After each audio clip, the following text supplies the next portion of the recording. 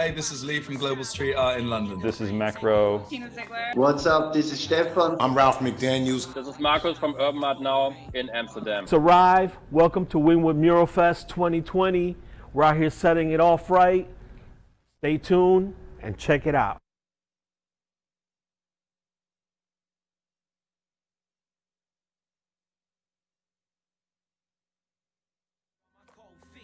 Bury me in a snow beach with gold teeth. Get respect from old heads and OGs. This soul beats got me feeling like the old me.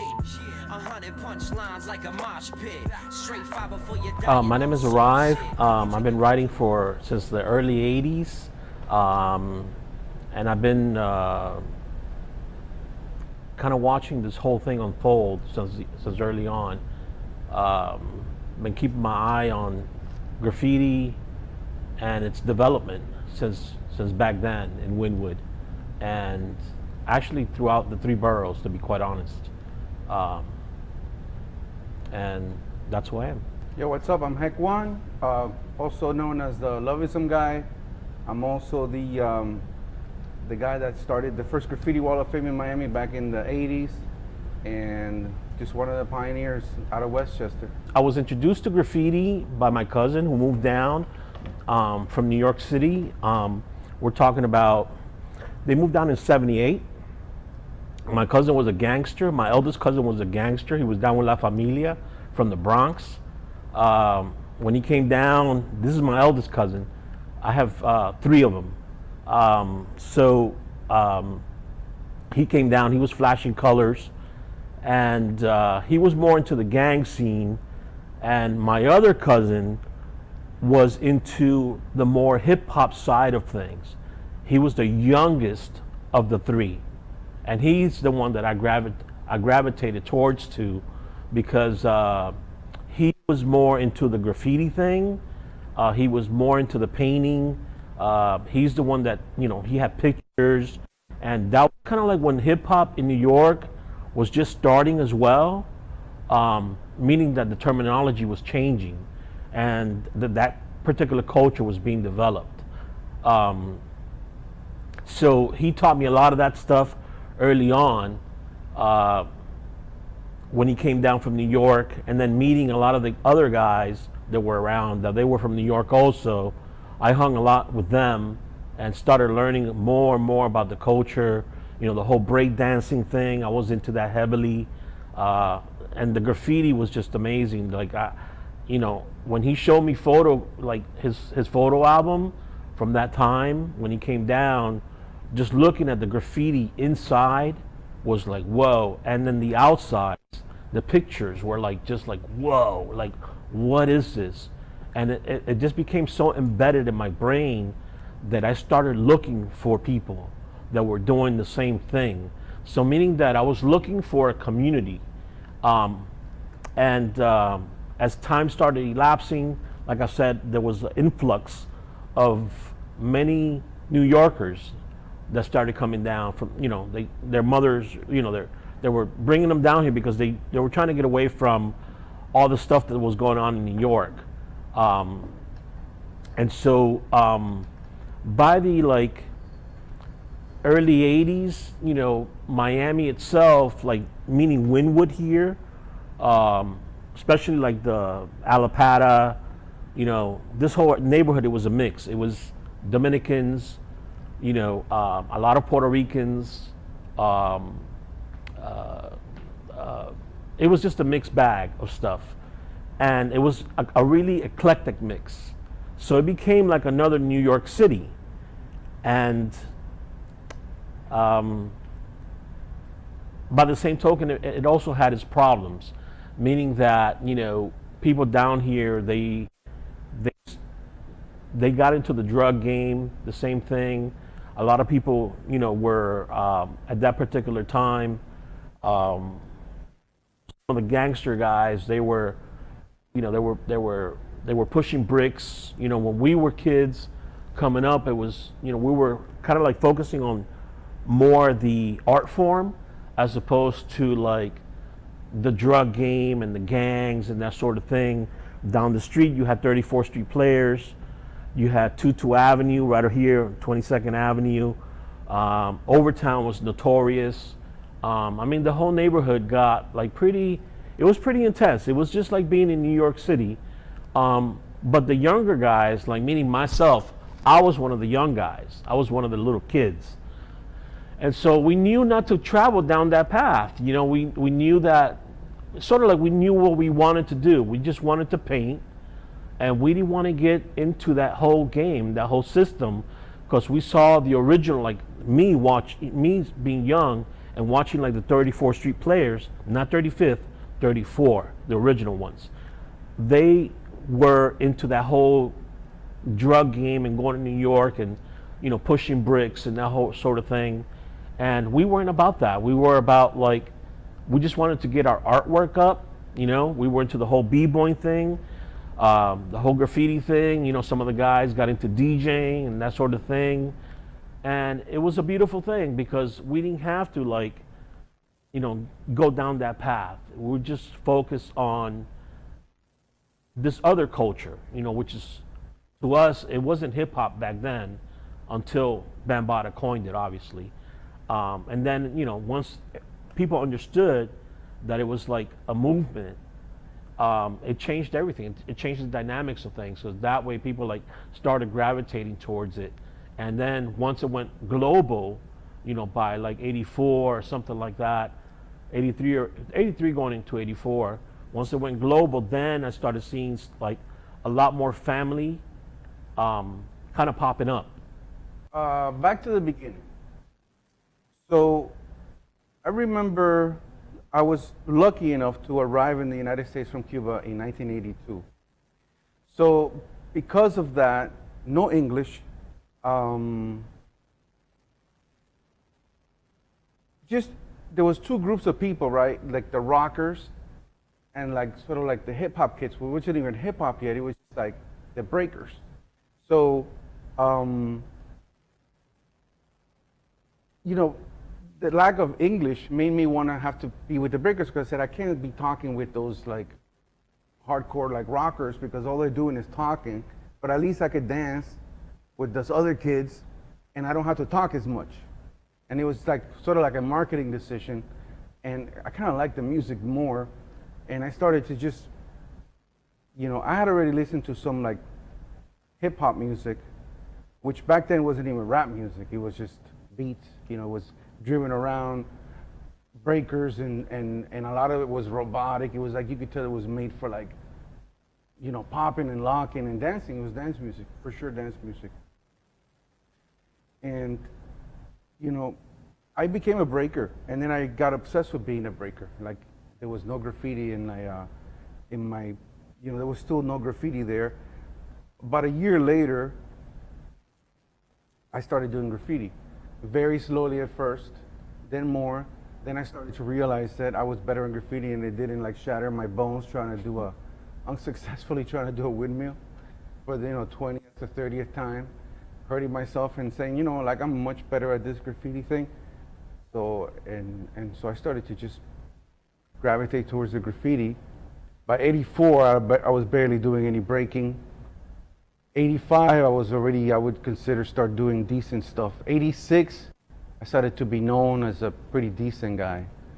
And probably 87 would be like 87 to 89 would be like my years where I would say like, I was probably one of the best in Miami. I would have to. So here's the thing.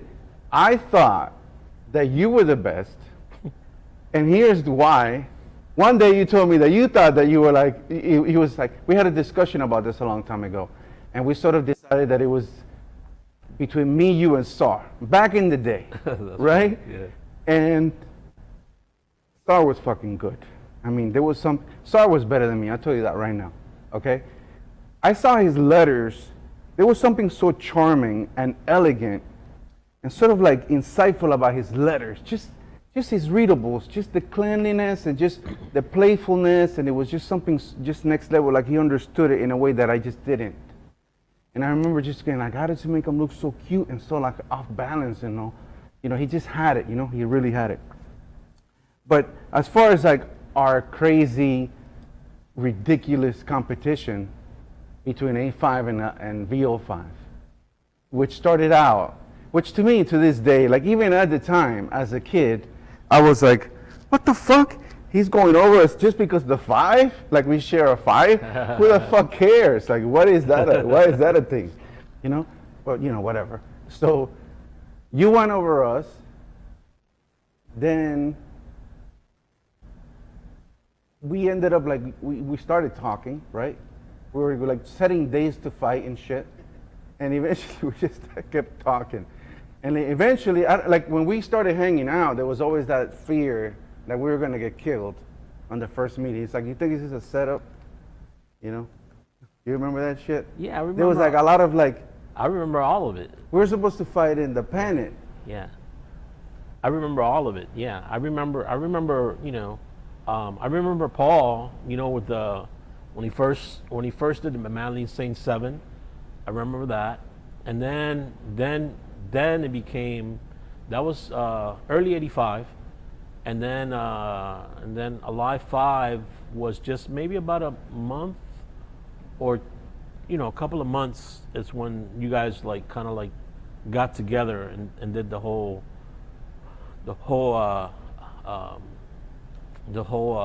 you know, Alive 5 thing. You know, yeah. What year do you think that was again?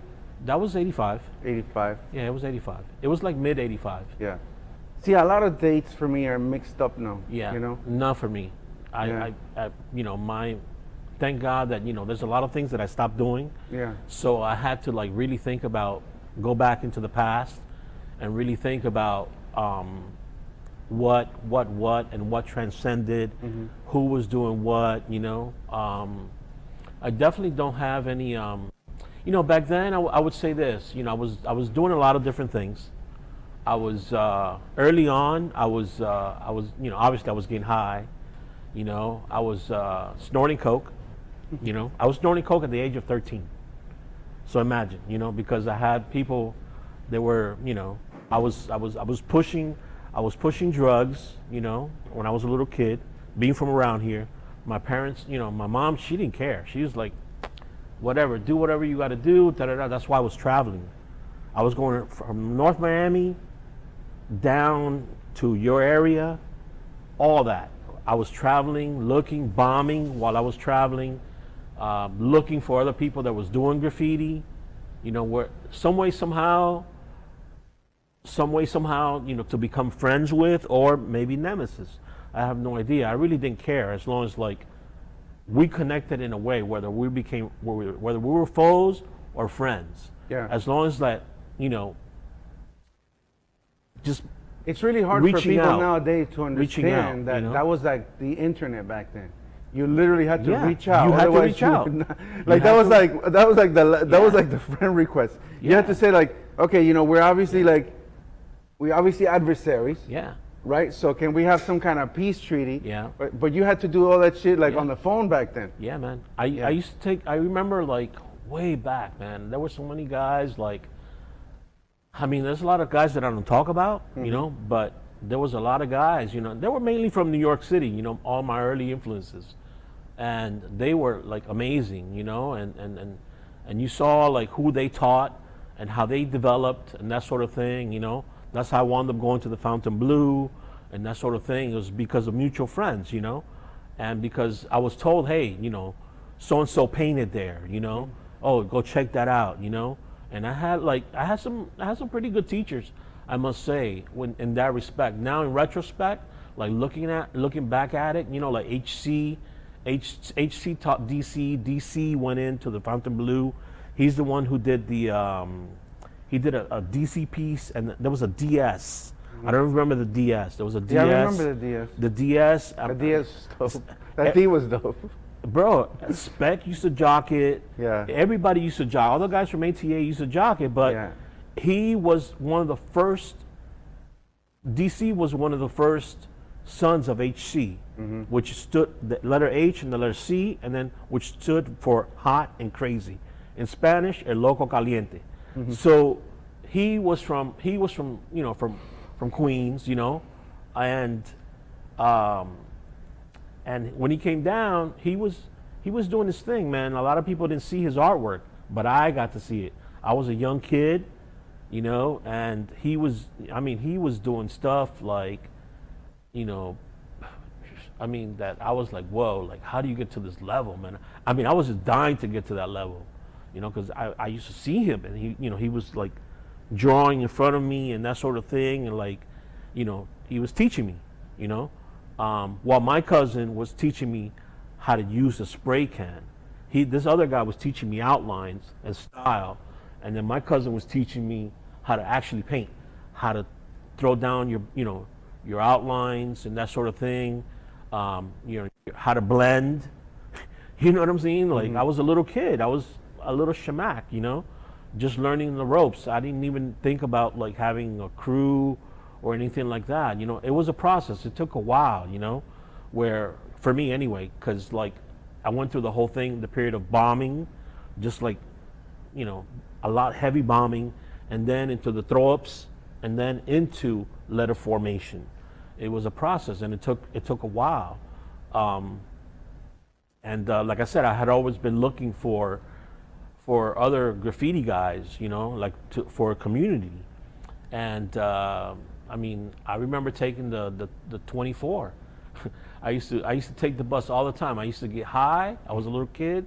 I had access to it because we lived right around here. Yeah. Like I said, this whole area here, it was like Perico country, you know. And well, back then, all of Miami was really. Yeah, the suburbs. Everybody was doing it. Yeah, everybody was talking about it. Yeah, but you could tell certain teachers were doing it. Yeah. I had a teacher that had all this bling and stuff, and you could tell he was a cokehead. Yeah, there was a lot of drug use, but what I'm saying is that you didn't have the element that was around here. Like the element from around here was like the Wild Wild West, bro. No, and like you would walk, like if you walked down the wrong block, you were done. Like you know.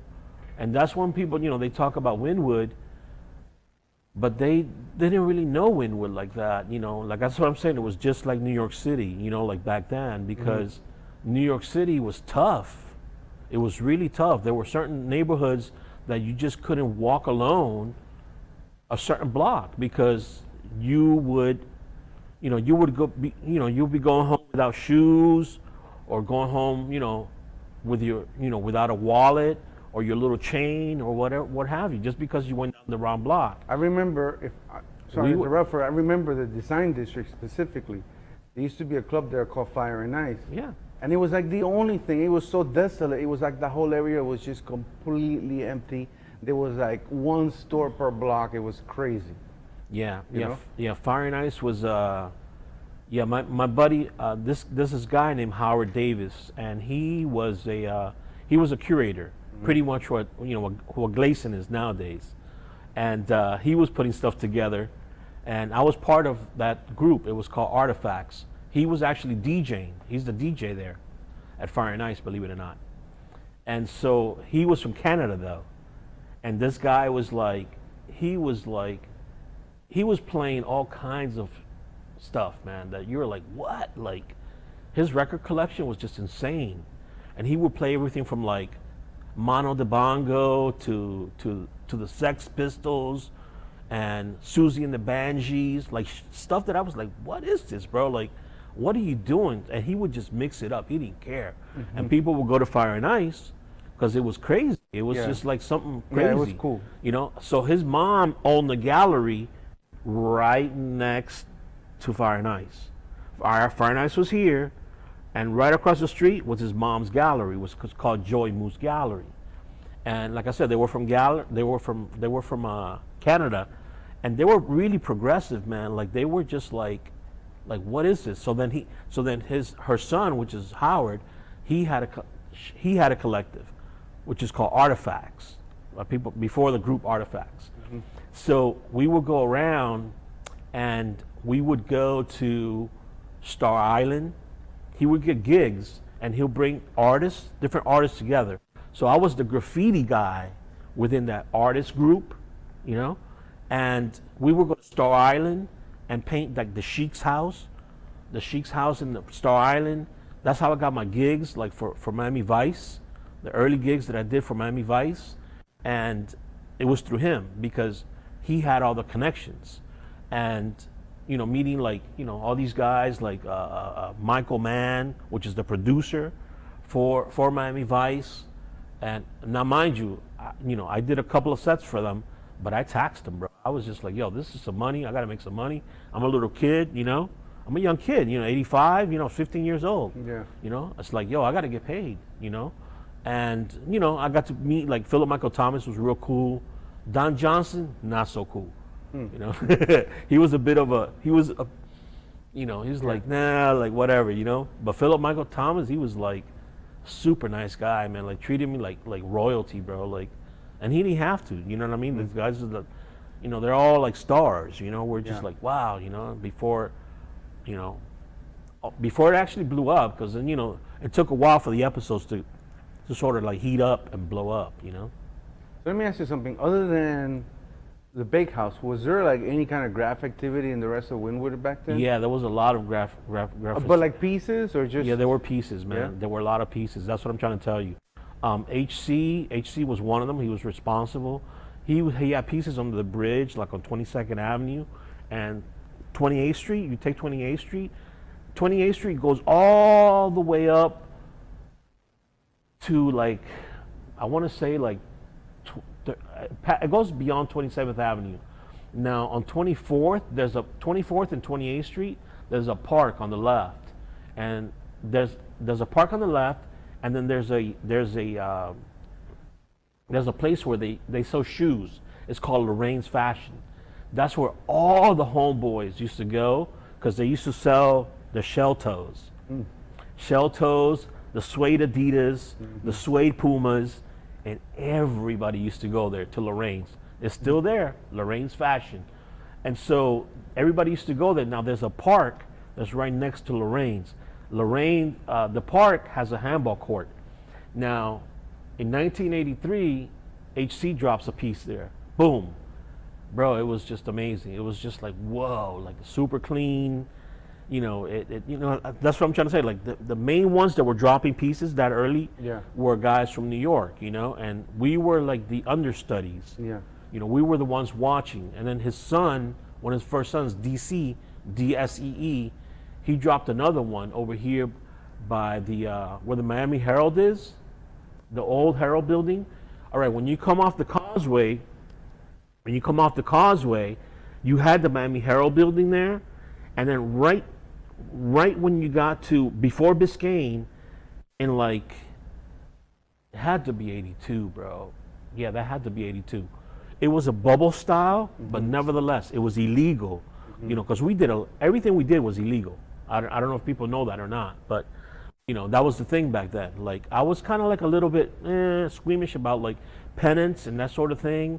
All the productions that we did, the Bakehouse early on, that was all illegal. The same thing with the Block Boys. They were doing their thing, but they're not from Miami. They're from Hartford. You see what I'm saying? Yeah. So that's what I mean by, like, a lot of people that were coming down, they were from up north, and they were already somewhat developed, and they had a sense of it because they were getting it firsthand. We were getting it secondhand, and it took us a while to, like, kind of catch up to what they were doing style-wise. And then not only that, but like you said, we didn't really have places, so we had to make whatever it was our place to come and paint, and to develop our skills. Yeah, definitely there was a synergy between Miami, where every summer there would be all these kids summering and bringing down the culture from New York. That's right. And I remember the song Set It Off was one of those things that just came down on the tape. That's and right. Paul was like, listen to this. And there was way before, like, all this, it was like, and sometimes, this is how cool it was, they would, like, record the radio in New York City, like, they would just record all the radio, like the DJs talking, all this shit, and they would just, like, send that tape. Be like, listen to this shit. Yeah. You Yeah, know? we should do a lot of that too. We used to have, I was well connected. In that sense, I must say that I was well connected. I had to think about that. The same way, like, when we talk about Ket, and how Ket's talking about, he's talking about, oh, we got the scraps. I'm like, really? You guys got scraps? How'd you guys get scraps when you were, like, directly speaking to so-and-so and directly being at Henry Chalfont's studio? Yeah. and looking at all their photo albums of Henry Chalfant's, and not only that, but you had all the different artists that were traveling through there, and he was meeting a bunch of people.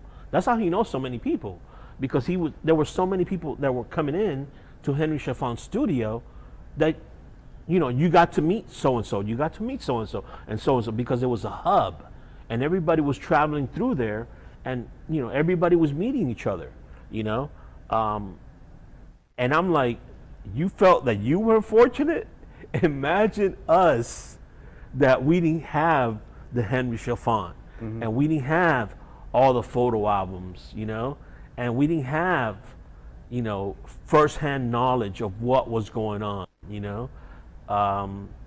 It took us a while. It took us a while to, to understand and comprehend all of that stuff, and kind of like, we put together what we put together with what we had, and that was that, I have to confess that I cheated a little bit because in this, and I still don't know. I told you I don't get my years perfect, but it was in the Christmas break, either going from 83 to 84 or from 84 to 85. I got to go to New York City.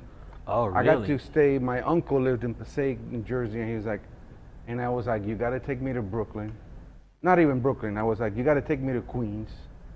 And he's like, why Queens? And I'm like, because the Run DMC song talks about Queens. And I need fucking Kangles. I need a Kangol. I need like Pumas. And like, I was like in another vibe. But anyway, crazy looking for graffiti pictures. And I found like, I remember there was a stash that I found. This guy Ali in a parking lot. I would like be flicking shit. And I found some stuff that was enough advanced and different. I didn't see like 50 pieces. I saw maybe like 9 pieces altogether in New York. Wow, that's crazy. Right? Yeah. But it was enough for me to really notice, because we're visual people, right? Right, of course. We had that gene to begin with. So it was enough for me to see what we were doing wrong here in terms of scale, in terms of finishing, in terms of like, like you're not done yet, dude. You got to take that to the next level, right? Yeah, yeah. It's like, oh, you don't just do like a little outline. You do like a whole fucking background, and you really take that to like, you really have to own that wall. Yeah. And so I cheated because I saw that. And I remember the pieces were so big, and like the pieces in Miami were a little smaller, or they were like taller. I don't even know what it was, but I just remember like looking up at them and go, the scale is totally fucking off in Miami. We're doing it too small. Yeah.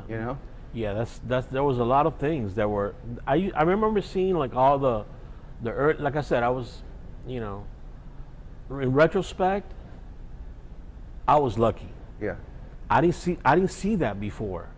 When I was younger, I was like, oh man, like I'm getting scraps here, bro. Like, what's up, Can somebody put me on, because I wanted to be super fresh. I just didn't want to be fresh. I wanted to be super fresh, just like the other guys, like, I mean, watching like all of Dondi stuff early on, and like, I was just talking to somebody about like a fashion line, because that these guys put out, in the early '80s, and nobody knew. I kept talking to them. I'm like, yo, do you remember this? They're like, no, I don't remember that. I go, yes, bro. It was at Jefferson Ward. They're like, what? I go, yeah, Jefferson Ward, right in front of the Omni, right down the street over here.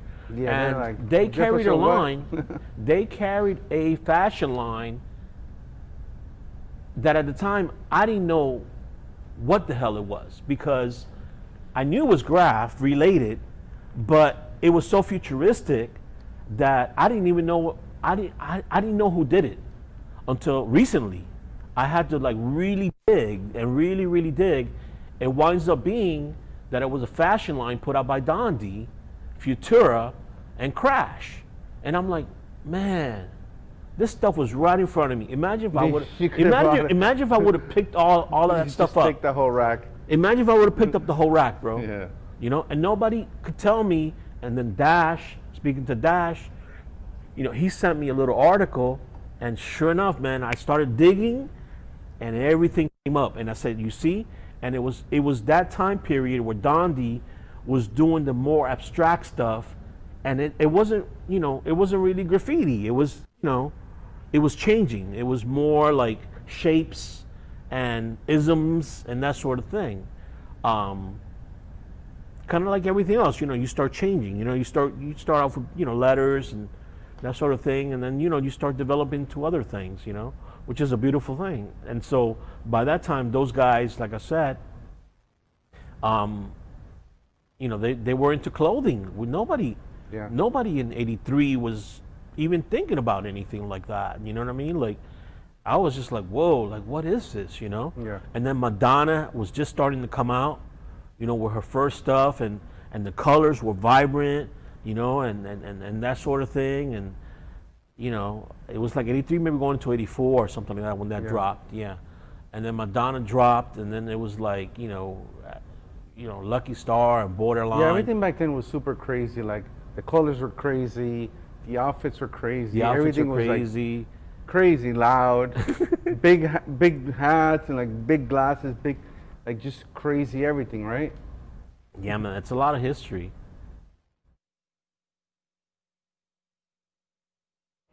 Commercialization, right? It's good. We want to eat. We want to thrive. But we want to do it with dignity, right? We don't want to sell out to the point where it's just like, oh. I see some things on the street where I'm like, like I wouldn't have done like the logo that big, or it's like you gotta have it tasteful. Like, you want to sponsor me, don't expect me to do like an ad. I'm gonna do me, and then we're gonna do your logo small, like sponsored by. Like we're gonna push the art, and we're gonna push the art culture, at least in Wynwood. I'm not saying like everywhere, but if we're in a place of art, don't bring logos. Don't bring like this tacky, super overblown, hard sell bullshit. Sponsor art and say like, yo, tastefully small. Like, we're giving, basically, like, just tell the public, here's where we're putting our money. We're supporting this guy, and this is us, just so you recognize. A little Instagram, a little thing. It could be this big, right? The rest, leave it to the art. Yeah. I'll do that, but I'm not gonna do this ridiculous Disney type like ads in your face and just do everything the way the client wants. Yeah. Yeah. I would say that, yeah. I mean, you have your artwork, to focus on. Yeah, I totally feel the same way you feel about that. I would also say that, it's kind of like, how do I say this, man? It's kind of like, there's two sides to it, you know what I mean? There's the commercial side of it now, currently, and the artist side of it, and you almost have to know how to play the two, because like you said, there has to be a balance, where like your artwork is not, how do I say this, imposed upon, right? But by the same token, what I'm trying to get across is that you have to be careful that you don't put yourself out of the picture. See what I'm saying? Well, I disagree with you, because in some places, I'd rather be out of that deal. I'd rather not do every deal. I see what you're saying. You know what I mean? I'm gonna protect my brand, which is myself, and I'm not gonna prostitute myself to a point where, like, if you want to co-opt my culture that we created a long fucking time ago, way before the money was here, we're gonna do it our way. We're gonna do it with dignity, and we're gonna do it putting the art first, not the commerce. Not like, oh, we want to sell, and we want to have a headline, and we want to have a big ass thing, and we want to have a sponsor. Yeah. No, it's like, no, you're not gonna have your mascot on my wall. Yeah. That's not what I do. Yeah. I mean, like, there's some people who do that kind of work, and that's called graphic design. That's not fine art. That's not like sponsoring fine artists in Wynwood. Yeah, I understand. So there's a line, and I don't want to cross that line, because you devalue yourself. So it's better to walk away from certain things, in my opinion. Yeah, no, there's definitely certain things that you have to walk away from, But like, I was listening to Crazy Legs, and I was listening to his interview not so long ago, and they gave him a seat on, the whole thing with the Olympics, like break dancing going to the Olympics, or as an example. And so he was talking about like, it's the same thing, you know. All right, you have the Olympics, and you have b-boying, and it's kind of like, okay, when you're b-boying, there's a certain thing with the culture and that sort of thing, and there's certain guidelines, that you have to, criteria that you have to meet, for the culture. And I'm not saying that you have to like sell out, because I'm not into like the whole thing of that sort of thing. But what he said was important to me, because what he said was that if it's almost like he felt that he had to be on that panel, because that way, who else is? They're going to put somebody else there. They're going to put somebody else, and that's what you see now. You see a lot of murals going up, and they're crap. You said the taste thing, the caliber of the artwork, and it's almost like you get what you pay for, so to speak. People nowadays, they don't want to pay an artist what they're due. Right. You see what I'm saying? They don't want to pay the artist what they're due. They just feel like, well, we're coming in here and da da da da, and we're gonna give them some peanuts, and that's that. But then right behind that, you have this other thing where like they're giving peanuts to these other people that, number one, they don't understand anything. They don't have the accolades, and they don't have like that history, and they don't understand a lot of things behind the culture, and so you get so and so that's claiming to be an artist, and they get like a really bad production. So as far as Basel goes, I mean, it's an absolute good, right? There's no way that whatever is wrong with Basel cannot be fixed, and that bad outweighs the good. And I'll tell you why. It creates such a hype from top to bottom that it creates a whole series of villages for artists. There's the super high-end crazy, I'm gonna fly in on a jet and spend a ridiculous amount of money probably, but for a ridiculous amount. That's a crazy blue chip world that exists, and good for them.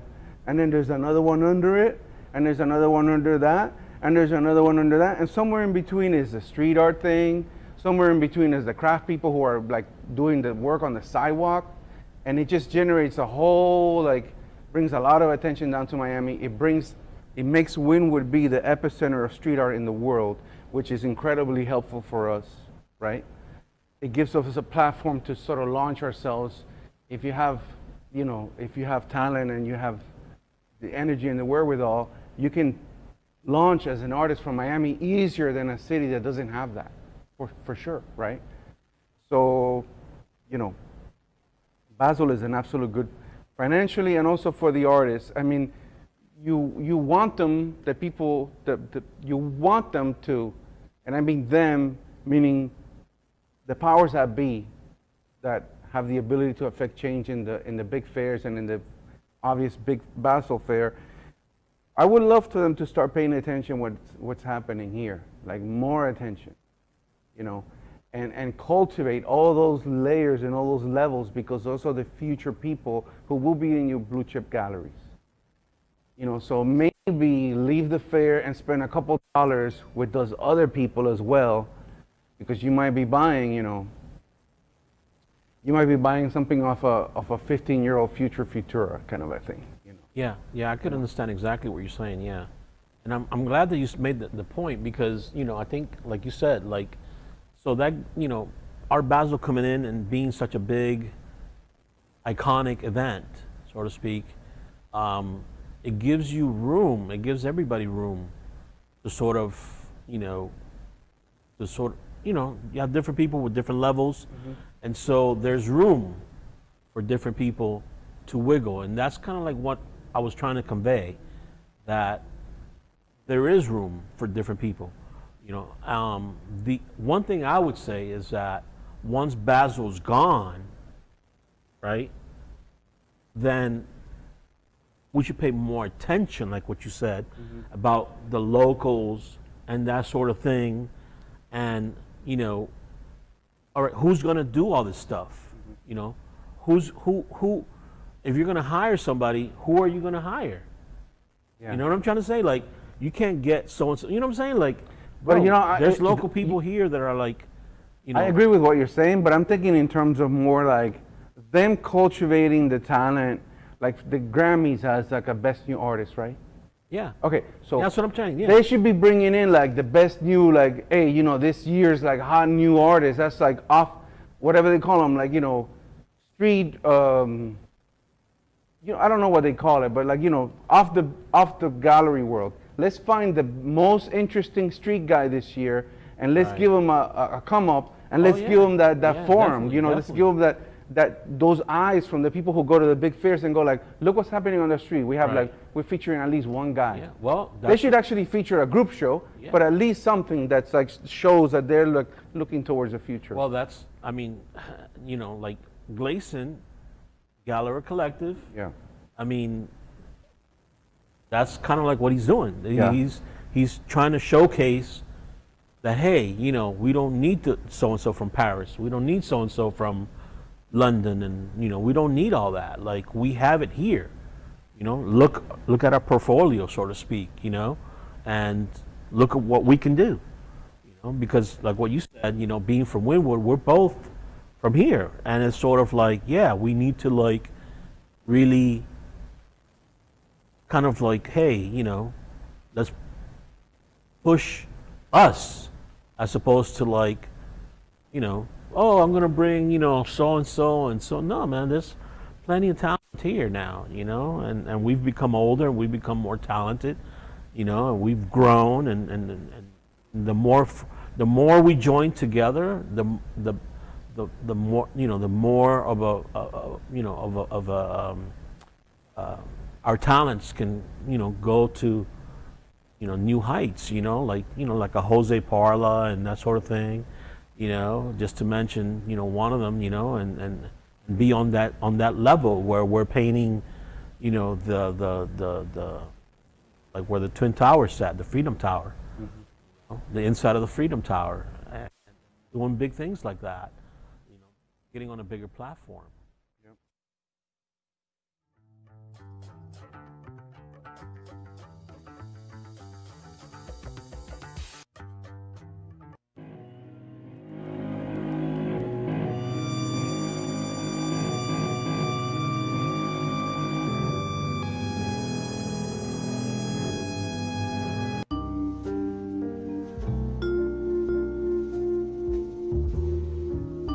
Yo, it's Heck One, Miami Graph Pioneer. Welcome to Wynwood Mural Fest. What's up, world? I'm Alan Keggett, coming live from Wynwood, Miami. Hello, everybody. I'm Bjorn. My name is Adrian Avila. Hi, my name is Yasha Young. What up, this is Risk, my studio here for the Wynwood Mural Fest. Hi everybody, I'm Robert De Los Rios. Hey, I'm Lars from Copenhagen. Hey guys, I'm Lee Stapleton. Hi, this is Dave from Power Round Rotterdam. Sack 6. Hi, this is Lee from Global Street Art in London. This is Macro. Tina Ziegler. What's up? This is Stefan. I'm Ralph McDaniels.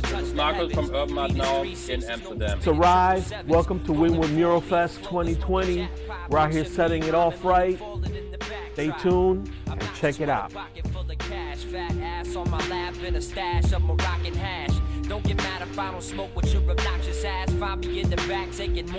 My name is Alan Kett. Most people know me as Kett. I'm originally from Brooklyn, New York City. I now live in Miami, Florida, and I'm the co-founder of the Museum of Graffiti. So, I fell in love with graffiti growing up in Brooklyn, New York City.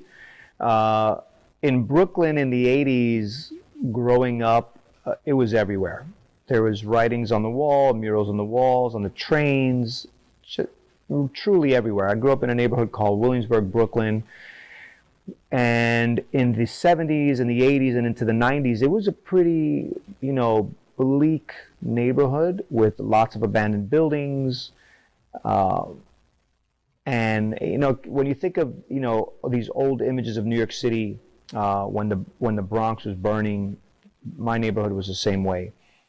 The colorful, vibrant part of the neighborhood, besides the people, because it's a Puerto Rican community, were the walls. And so I fell in love with the tags on the walls, names like OE3, Old English, Atomic, Phantom 13, Ice, and all these cool names that were on the walls.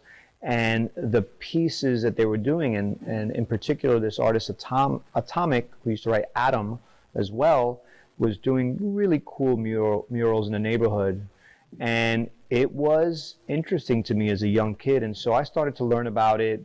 At the time also hip-hop was exploding and rap music was exploding in the city, and I fell in love with all of it. I fell in love with the breakdancing, b-boy part of it, the music, the art, all these things that were happening in New York City, whether they were related or not. This is what was happening in my life. And by the time I was entering high school at 14 years old and I started riding the trains everywhere, I really started to learn more and more about it, because I started to see the art on the trains that was very high quality from artists from all over the city.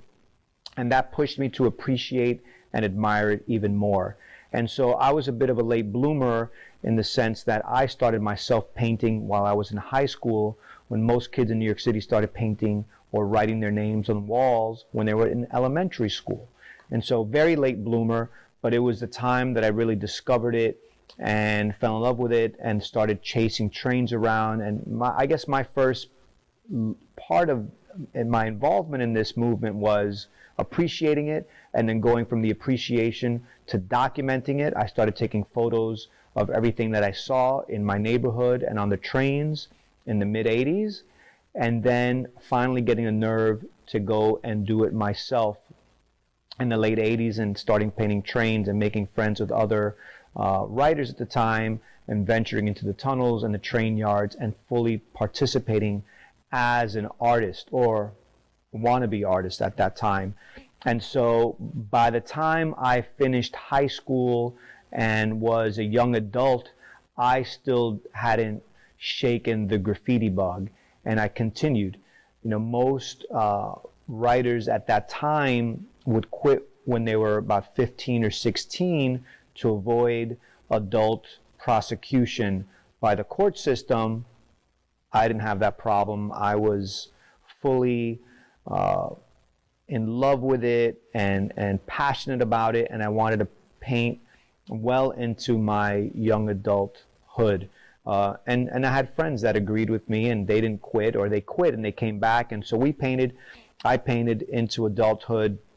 I skipped college for some time to paint trains. I was that into it that I put any formal secondary education on the back burner to be able to pursue life in the train tunnels, and it was well worth it. I was part of a group of guys, the Risk crew and the AOK crew, that really took painting very seriously, as much as we had fun, and we pursued that. And then by the time I got into college in the mid-'90s or early '90s, I pursued a course of studies that led me into communication and into publishing, and I launched my first business in college, and it was a company called Stress Publishing, and our premier sort of product was Stress Magazine, which was an important hip-hop magazine in the '90s. And what I did then is make sure that we covered all the things that I had encountered and witnessed growing up in New York City, with an ear to the street and with an eye to the street. So whether it was things about, interactions with police or the prison system, or graffiti or music or health, or just sort of like an alternative to the magazines that are really generated by press releases. And so we had an ear to the street. We launched a good business there. We pushed this sort of street agenda, and all the while covering what was happening within the graffiti world. And so interviews with people, with pioneers that you've never seen before, digging up these important members of our community that you might know if you lived in that neighborhood or if you were from that era. But if you weren't from New York City, or if you weren't from the Bronx, or if you weren't from Astoria, Queens, you might never know or have encountered this person, but it was an important player in the development of this culture globally.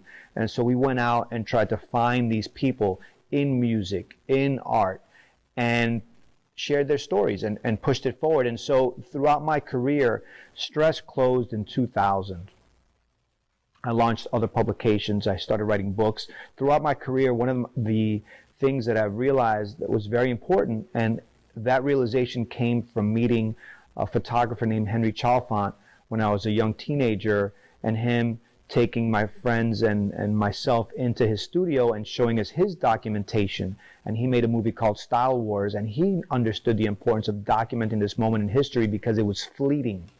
And I started doing that, and my career led me to do that more. So the writing of the books, the archiving of the content, the taking the photos, the seeking out the drawings, the seeking out these pioneers and interviewing them, asking them questions. And so professionally, it led me to the books, and then it led me ultimately till today to have a museum of graffiti that really is a bit of a culmination of some of this work that I started as a kid, because I understood that I existed and I got into this movement because there was a generation or two or three or four before me of writers and artists that were doing something, but that no one really knows unless you're there. And so my work with the museum is to tell stories, to preserve stories, to present art, to present pioneers, to present culture, and to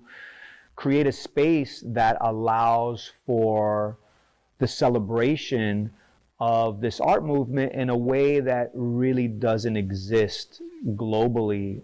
And if it does, it exists sporadically. But we wanted to build our house, a house dedicated to this movement, so that no one forgets. That's it, I think. It's a mouthful. It's a mouthful.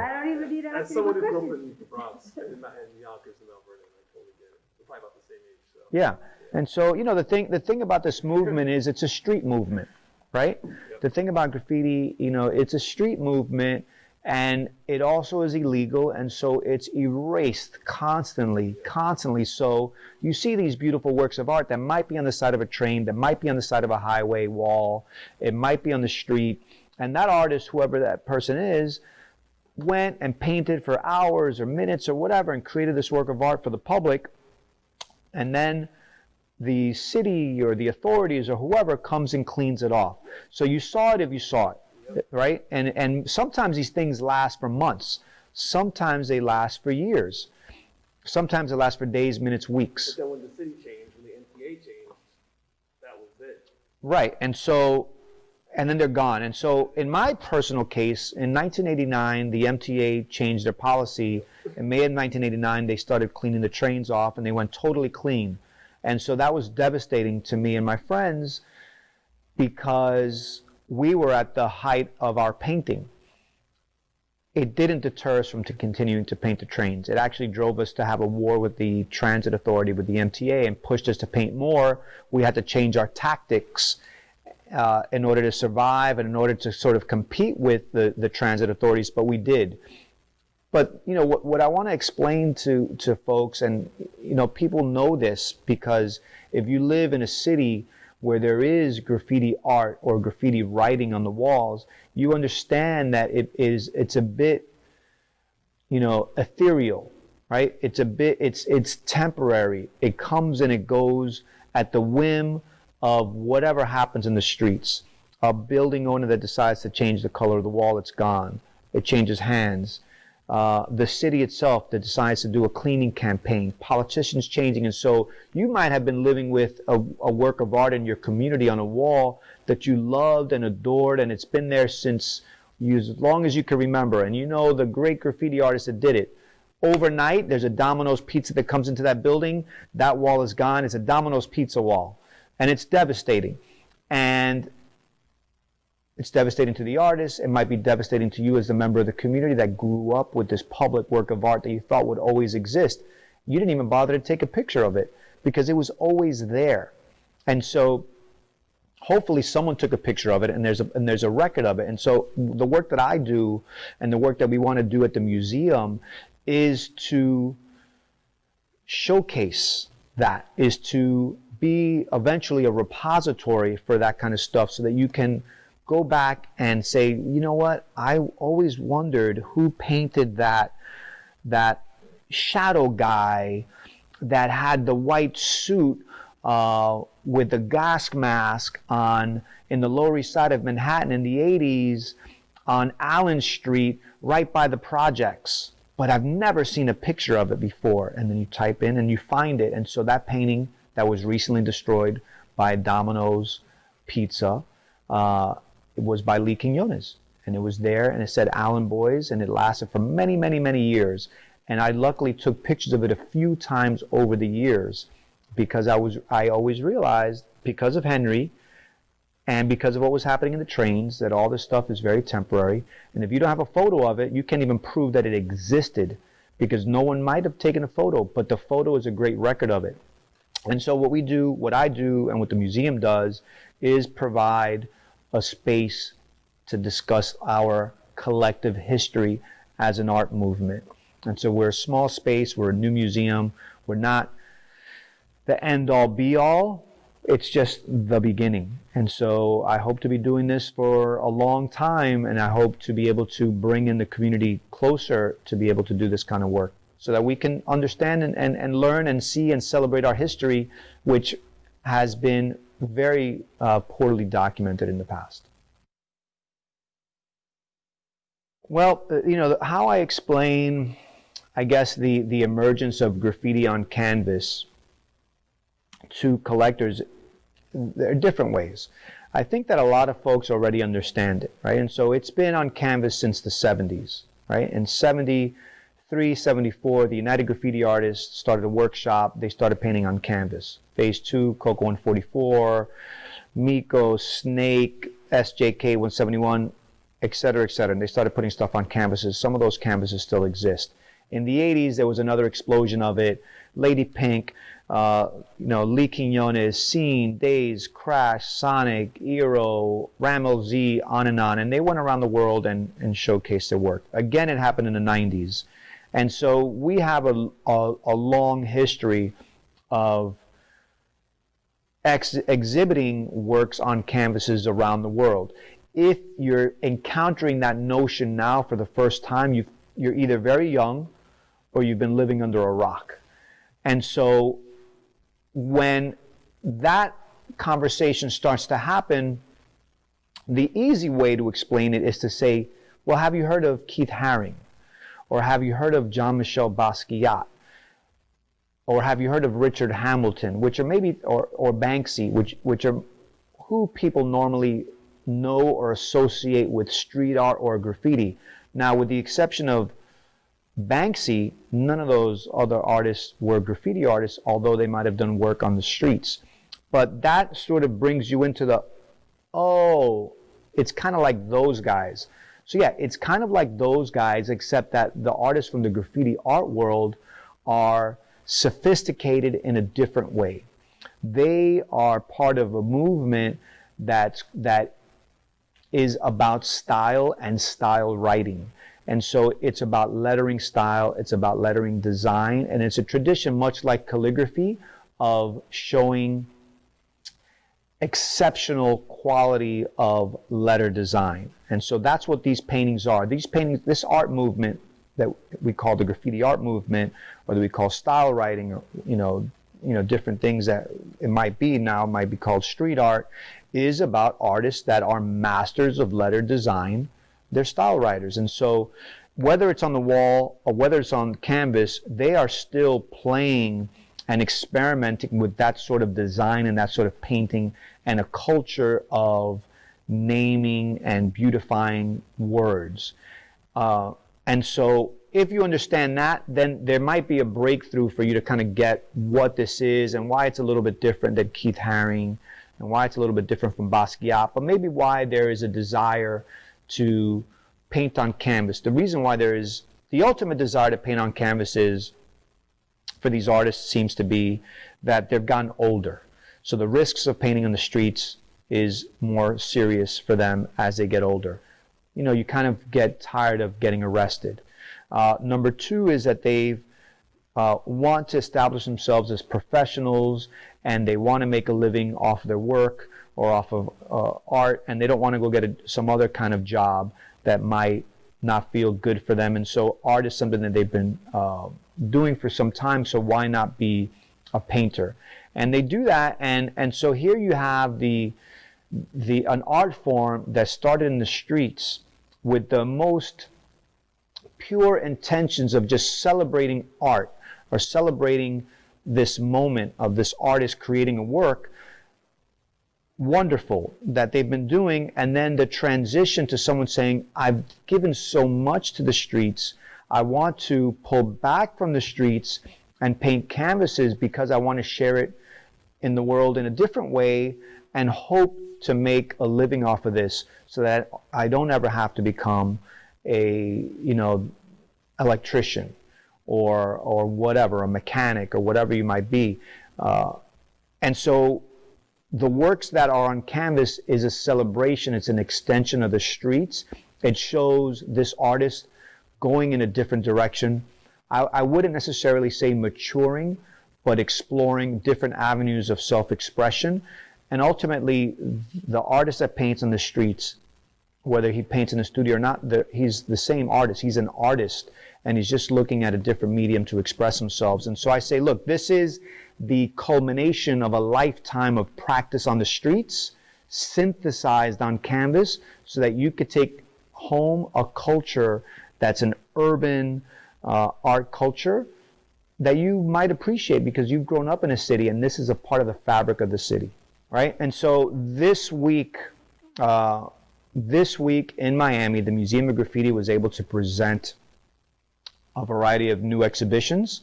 We presented LA2 Eye Candy. It's an exhibition of LA2's work. LA2 is an artist from the Lower East Side of Manhattan that's been painting since the late 1970s, early 1980s. He was one of the collaborators with Keith Haring in creating a tremendous amount of work in the early 1980s that you might be familiar with. He never really got his due, and so we presented his work to sort of, again, bring out the works of members of our community that might have been overlooked. And so we did that, and it's a wonderful show. I suggest you come out and check it out in person if you can. We also presented a show called Biscayne World by A-Hole Sniffs Glue, and it's looking at his work, his early works, when he first really started getting into character design, into his character design now. Also wonderful exhibition to come and check out, and it's really important for folks in Miami to understand this artist. He's a tremendous local artist, and this sort of reveals part of his process and part of his early works, and also pushes him in a new direction to work with light boxes and other cool things. At the museum, we also debuted a site-specific work by an artist from the Bronx named T-Kid 170. Great piece. Love for you to come and see it. And throughout Art Week, we presented Gustavo Oviedo in Miami Beach at the Shelbourne Hotel. We presented our show Fabric of America, Artists in Protest at Faina Bazaar.